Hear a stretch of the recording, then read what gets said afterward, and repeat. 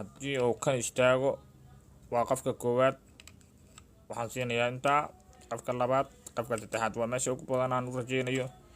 balse hadday dhacdo in saddexdooduba ay hal lambar soo wada istaagaan, waxaa markaa iskale qofkii hore. labada dambe hadday kan kusoo wada istaagaan waxba may helin.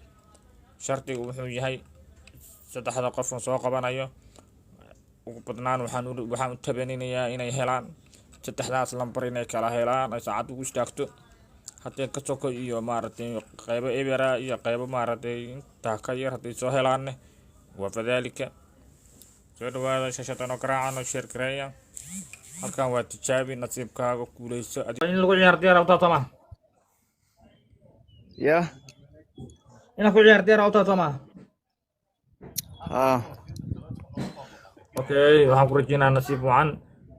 waxaan ku yiri saddex qof soo qabanaya, qofka koowaad aad tahay. waxaan ku tabaninayaa inaad hesho lambar 60 senti, 70 senti, 80 senti. ka yar hadaad hesho way ugu leedahay. haddaad ayagaan aad kala hesho mid ka mid ahna waa diyaar. waxaan ku rajeynayaa nasiib wacan. saacadda meesha ugu istaagtaad ayaadna leedahay. nasiib wacan. maasha allah, 70 senti baa leedahay oo ku jeedaa. qofka waxaad heshay 70 senti. inaa ku ciyaartay rabtaa soma.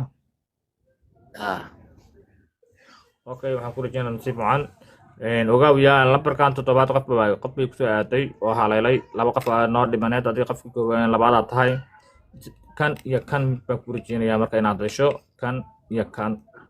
nasiib wacan.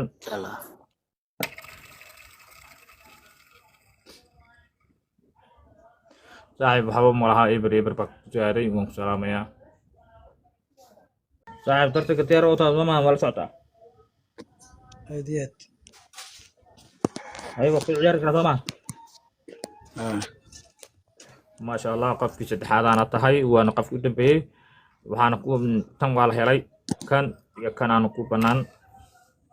kan iyo kan mid inaad saacadda kugu soo istaagto ayaa ku banaan. marka insha allah nasiib wacan.